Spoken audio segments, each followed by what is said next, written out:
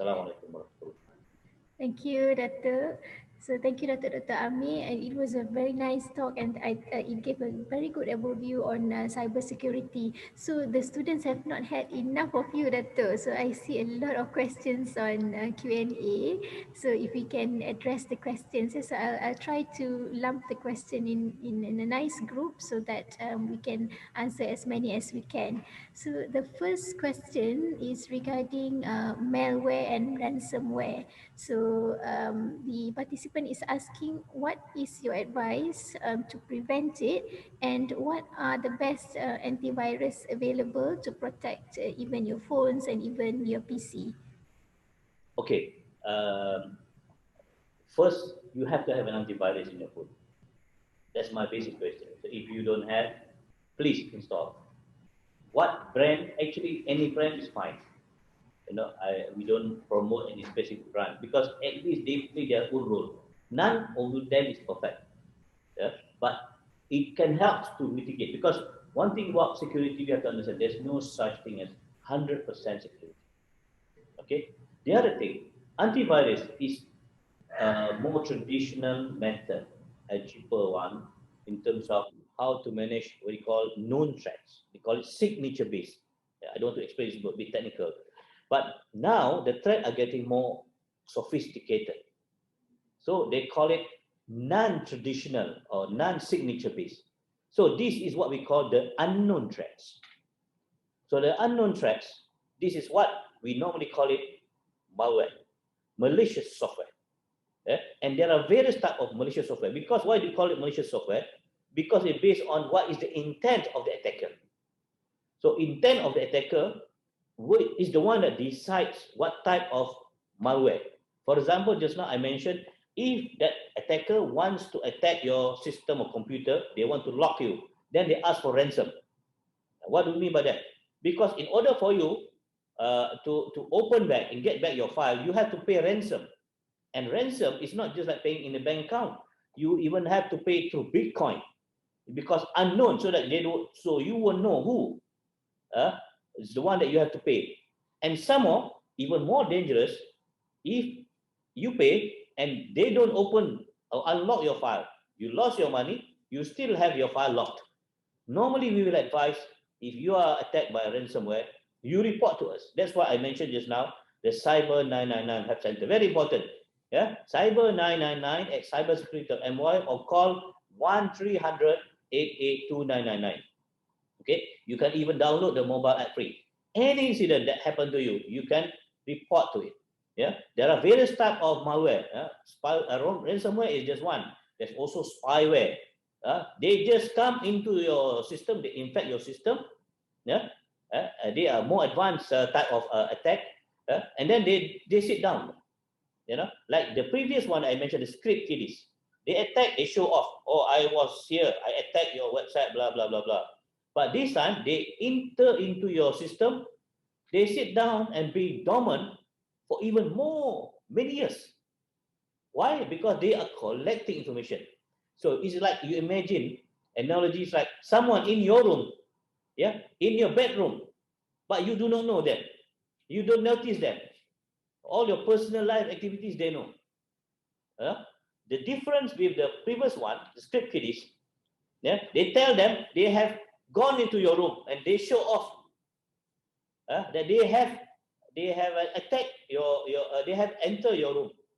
So you ask me, the second, the one that is quiet and dormant is even more dangerous, and this is why they call it spyware. Okay, and there are many types of other malware. It all depends on what's the purpose of the motive. The method is still the same. It's basically injecting the malware and compromise it. So that's why my basic thing is, at least minimum to us, like a normal person, digital citizen, have installed your antivirus to minimize the possible threats, because you don't want. You see, you are connected to handphone, and this handphone is connected to the internet worldwide. If you're infected, your information being shared, your photo, whatever the file that you have in your device can be shared. Who knows? So do you want that? So be wary about it. Thank you. Thank you, Dato. There's another question here, Dato, regarding the PC that we are using. Yeah? So an anonymous participant said that thank you for your kind sharings, Dato. I always heard that the Apple product is more secure than Windows or Android. Do you agree with this? Okay, it's about attacks. Who are more, Android users or iPhone users? So if you ask me, yeah, obviously people will go first with the one that more users. That is why people have the perception it is less secure. Actually, the more attack in Android users, yeah, compared to the iPhone. Both Android and iPhone, they have done the necessaries to protect. Yeah? But as I mentioned, no 100% security is there out there. Yeah? Even if you have the device, whether iPhone or Android users, as secure as possible, the weakest link in cybersecurity is human being. Yeah? If, for example, despite you have bought iPhone, you have bought Android users, you don't install antivirus. So Android users with Android phone with antivirus, but iPhone no, for example, which is more vulnerable. So it's not about which device or system. Yes, they are non-perfect, but obviously, if you are a criminal, you will go for the one that have the most users because it's like you give a net, you're casting a net, yeah, which is more, then you just go for that, yeah. So that's why Android tends to be more news or perception that less secure, being more attacked. Why? Obviously, if you can, you will go for the more. Yeah. Obviously, yes, no doubt, iPhone has made a lot of improvement, making it better. Yeah. But not necessarily it is foolproof. The same thing with Android. It's all about how we manage the cybersecurity issues. Okay. Thank you, Doctor. So I think there is another group of questions here. It is regarding phone security. So the first one goes, how do we install antivirus in our phone? Do we download it from Google Apps? And can Dato please clarify on this? Yes, you know there's a lot of Play Store, all the apps that is available for you to buy. Uh, you can buy Kaspersky, you can buy Trend Micro, you can buy whatever brand. It's really up to you, But you find the latest one, and then they will update, your malware bytes. There are various types. As I can say, the most important thing is you install it one, and you have to pay. Like I mentioned earlier, security is costly. That means you have to invest. But insecurity is even more costly, devastating, isn't it? So if you have to pay, for example, to pay 45 ringgit a year to install your antivirus, whatever, couple speak, all the things.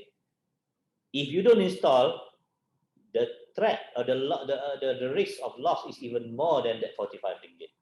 So just go to the Play Store or Google Store or whatever, download it there and go for the latest, and they will keep updating from time to time. Because a very basic question. I know a lot of people in their laptop device, they may install this antivirus.